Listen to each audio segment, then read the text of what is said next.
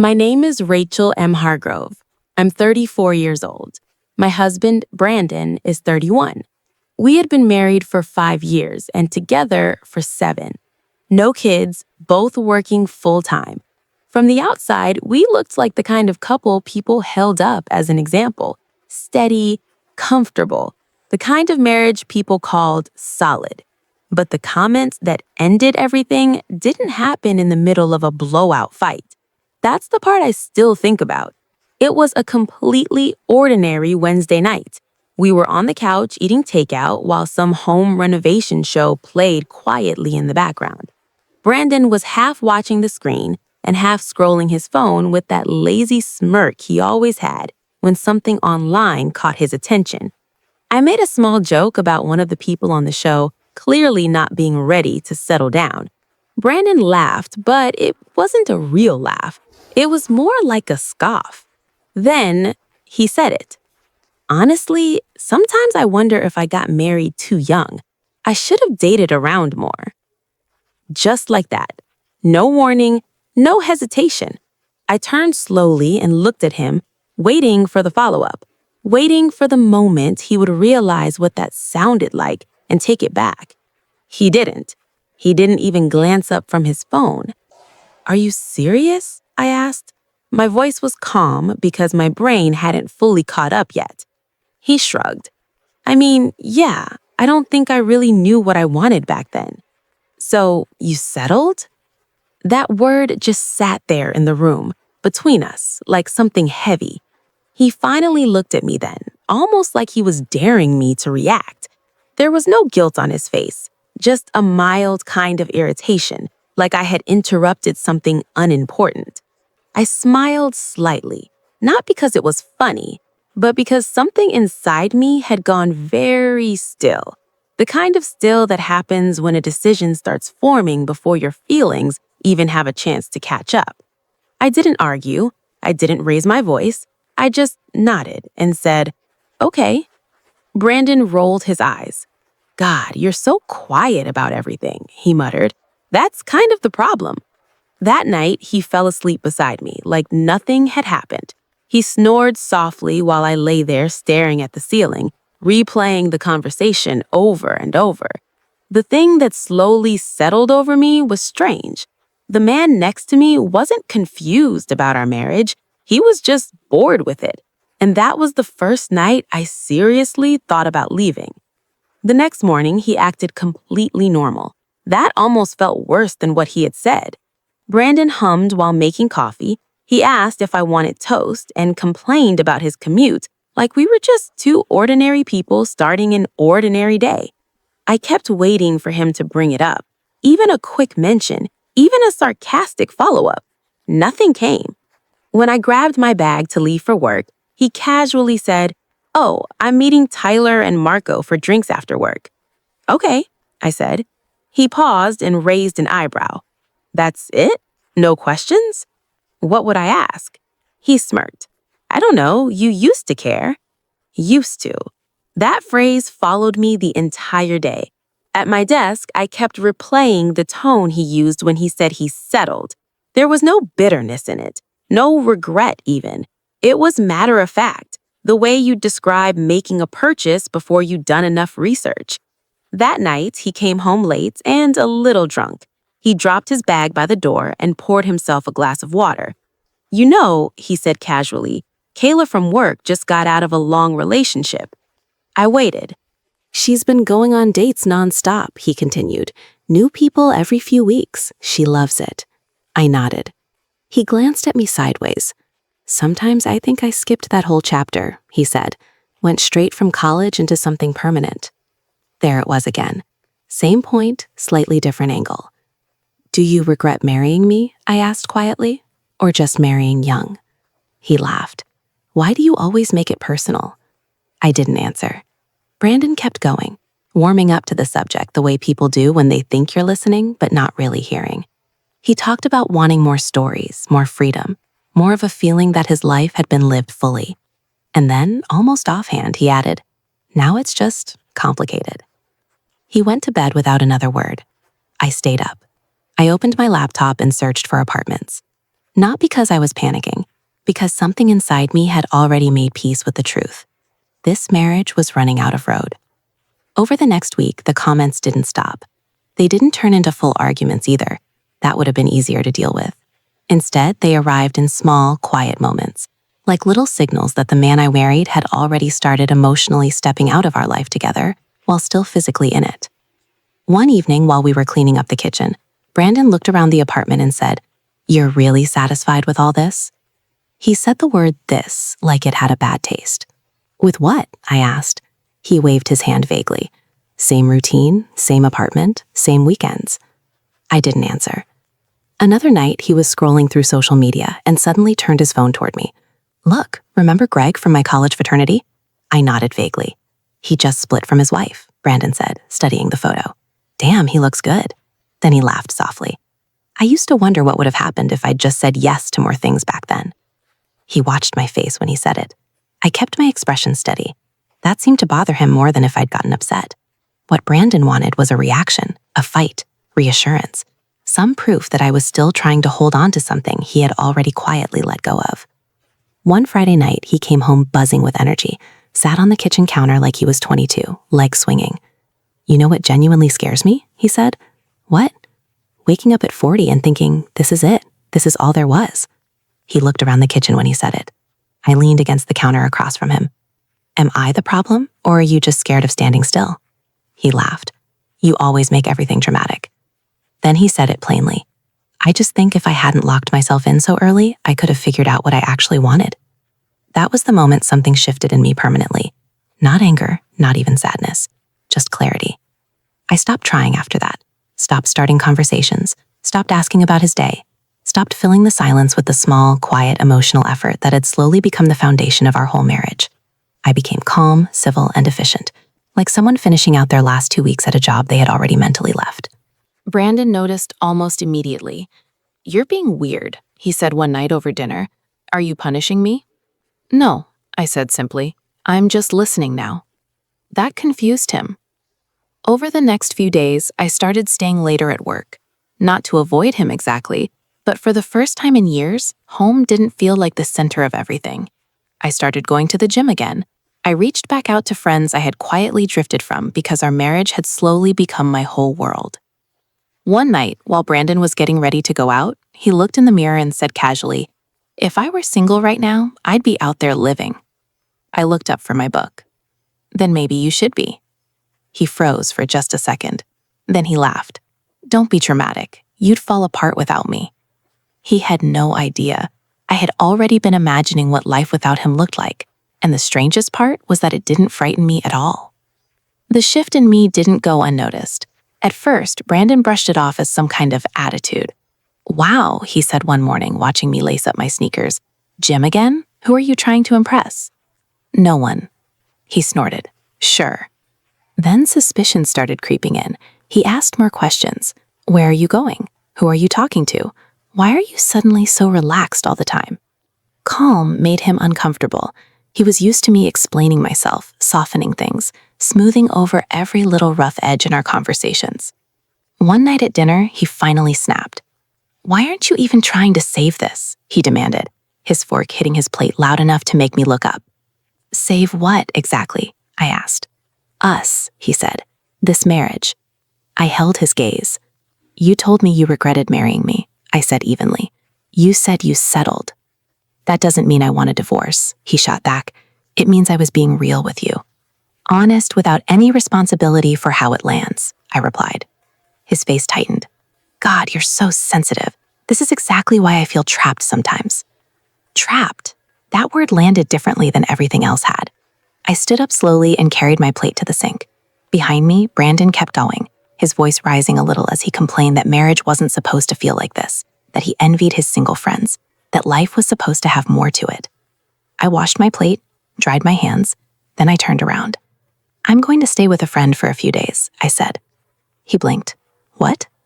"I'm giving us some space." He laughed sharply. "You're being ridiculous. You'll be back by Sunday." He said it with complete confidence. I didn't argue. I went into the bedroom and packed a small bag. Just the basics. Clothes, a few things I needed. As I zipped it closed, Brandon leaned in the doorway with his arms crossed. "You really think you're going to find something better out there?" he asked. "You know how hard it is to date at your age." I paused. Then I smiled. Not bitterly, not sadly, calmly. "I'm not leaving to find something better," I said. "I'm leaving because I deserve better." The smile left his face. I walked out before he could find a response. And for the first time since that quiet Wednesday night on the couch, I felt like I could breathe again. The first few days away were quieter than I expected. No dramatic calls, no long apologies. Brandon sent a couple of texts, but they were more annoyed than anything else. "Are you done with this yet? You're really dragging it out." I didn't reply. I stayed at my friend Dana's place, sleeping on a pullout that was less comfortable than my own bed, but somehow gave me the best sleep I'd had in a long time. The absence of tension in the air felt almost surreal. For the first time in years, I woke up without already bracing for something. 3 days later, I went back to grab more clothes. Brandon was at the kitchen table when I walked in, scrolling his phone like he owned the quiet in the room. "So," he said without looking up, "are you done being dramatic?" I set my bag on the counter. I didn't come back to stay. That got his attention. He laughed, sharp and sharp. "Oh, you're serious?" "Yes." His tone shifted fast. "You can't end 8 years because I said something honest." "I didn't," I said. "I ended it because you said it over and over and meant every word." He stood up and started pacing. He said everyone thinks like this sometimes. Said I was acting like he had done something unforgivable. Said I was being extreme. "You didn't just wonder," I said quietly. "You wondered out loud, directly at me, like I was already your mistake." The room went silent after that. "I'm filing for separation," I added. The color left his face for just a second before the irritation came back. "You're bluffing. I'm done negotiating my own value." He crossed his arms. "You'll regret this. Dating will bring you back down to earth." I picked up my bag. "Maybe," I said, "but staying here already did." As I walked toward the door, he raised his voice behind me. "Good luck finding someone who puts up with you." I didn't turn around. For the first time, I wasn't looking for someone to put up with me. I was looking for peace. The separation moved faster than I expected. When one person stops arguing and simply follows through, things get very efficient. I moved into a small short-term rental across town. Bare walls, mismatched furniture, quiet. I liked it. Brandon, on the other hand, leaned hard into the freedom he had been talking about. Mutual friends started passing along updates I hadn't asked for. New haircut, new wardrobe, new group of people. He was suddenly out every weekend, posting pictures online with captions about finally living and finding himself. A few weeks after I left, he texted out of nowhere. "Went on a date last night. Interesting." No question, no context. Just a crumb dropped to see if I'd react. I didn't reply. 2 days later, dating is harder than I thought. Women our age are complicated. I read it, put my phone face down, and went back to what I was doing. Meanwhile, something unexpected was happening in my own life. I was enjoying it. Not in any dramatic or triumphant way, just quietly, steadily. I cooked for myself, I went to the gym, I worked late when I felt like it and slept long when I didn't. I stopped feeling like I was being quietly graded every time I walked into a room. About a month in, I met someone. Not through an app, not through anyone I knew, just regular life. He was sitting a few seats away from me at a coffee shop, reading a book I actually recognized. I said something about it. We talked. There were no games, no small tests, no sense that I was being measured, just a conversation that felt easy. His name was Elliot. I didn't tell Brandon. It wasn't his business anymore. But somehow he sensed that something had shifted in me. One evening, he called instead of texting. "You seem different," he said carefully, "like you've already moved on." "I have," I said. There was a pause. "That was fast." "No," I said. "It was overdue." He didn't like that answer. That was when the tone of his messages started changing. The confidence started slipping in small ways. "Dating is exhausting," he said in one voicemail. "Everyone just wants something." Another time, "It's not like what we had." What he meant was that no one was bending around him anymore. No one was quietly rearranging themselves to keep him comfortable. With Elliot, things stayed easy. No pressure, no comparisons. When I mentioned that my marriage had ended, he didn't offer advice or make a joke of it. He just said, "That must have been lonely."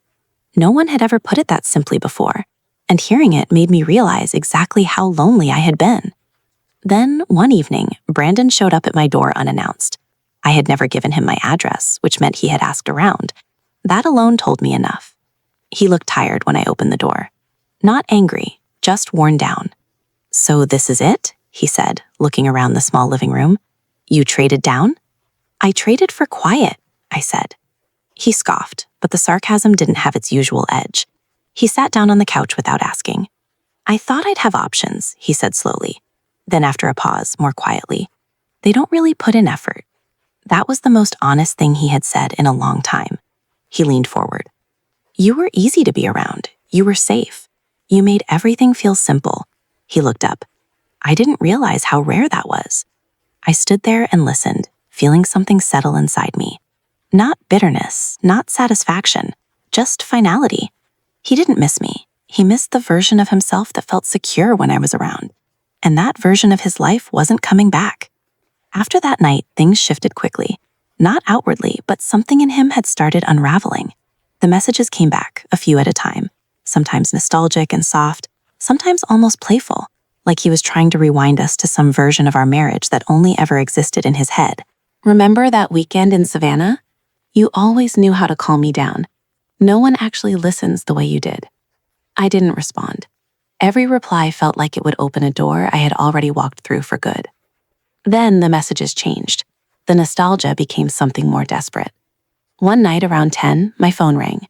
When I answered, Brandon was crying, barely holding it together. "I messed up," he said between breaths. "I thought I wanted all this freedom, but it's just empty." I didn't rush to comfort him. I didn't interrupt either. I just listened. "I went on a date tonight," he continued. "She spent the whole night talking about herself, didn't ask me one thing, and I just kept thinking, you never did that." "I know," I said quietly. A pause. "You always made space for me," he added. "And you used that against me," I replied. That stopped him. A few seconds passed before he said softly, "I didn't mean it like that." "But that's how you lived it," I said. The next week, he sent a message longer than anything he had written before. Paragraphs about how immature he had been, how he had taken everything for granted, how he finally understood what he had lost. He said he was ready to start over. Counseling, dates, whatever it took. By then, things with Elliot had grown into something real. Not rushed, not performed, just steady and honest. I told Brandon the truth. "I'm seeing someone." The response came almost immediately. "So you just wanted out. That's all this was." "No," I typed back. "I wanted to be respected." 2 days later, he showed up at my door again. He looked worse, eyes red, shoulders forward. The easy confidence he always carried was gone. "I'm ready now," he said quietly. "I know what I want." I looked at him carefully, really looked at him, and the strangest thing happened. I felt nothing. No anger, no pull toward him, no temptation to reconsider, just distance. Because the moment he decided he had settled for me was the moment I stopped being an option in his story. He just hadn't understood that yet. "You don't want the marriage we had," I said gently. "Yes, I do," he said. "No, you want the feeling of safety it gave you without having to value the person providing it." His shoulders dropped. "I'll do whatever it takes," he whispered. And that was when I knew, completely and without any doubt, that the story between us was finished. Love that only shows up once all the other options have run out isn't love. It's fear of being alone. I walked him to the door. "I hope you find what you're looking for," I said. "I really do. But it won't be with me." He stood there for a moment, like the weight of it had just landed. Then he turned and walked away. The divorce was finalized quietly. No courtroom, no scenes. Just signatures on documents, a brief exchange between lawyers, and the strange feeling of closing a chapter that once felt like the entire story. Brandon didn't look at me when we signed. I didn't try to catch his eye. A week later, he sent one final message. Not angry, not a guilt trip, just tired. "I really believed I'd find something better," he wrote. "I didn't understand what we had until it was gone." I looked at the message for a long time before writing back. "I hope you find what you're looking for." That was all. Elliot and I moved in together a few months later. No rush, no big declarations. Just mutual respect and an ease that never made me feel like I had to fight for my place. He never treated my steadiness like something to work around. When he talked about our future, it wasn't framed as compromise. It was something he chose. One evening, out of curiosity, I looked at Brandon's social media. The post had slowed. The captions weren't about freedom anymore. They were vague, a little sad. He was still out there, still putting himself forward. But the excitement he once bragged about had been replaced by something quieter and more tired. I didn't feel smug. I felt grateful. Grateful that when he told me he regretted choosing me, I believed him. Grateful I didn't beg. Grateful I didn't shrink myself down to something more exciting just to stay chosen. Most of all, I was grateful that I walked away before his quiet resentment had a chance to finish hollowing me out. Because when someone tells you they think they settled for you, the most powerful thing you can do is believe them and let them find out for themselves what life looks like once you're gone. Sometimes the best response isn't revenge at all. It's moving forward, being valued, and never again having to prove your worth to someone who couldn't see it from the start.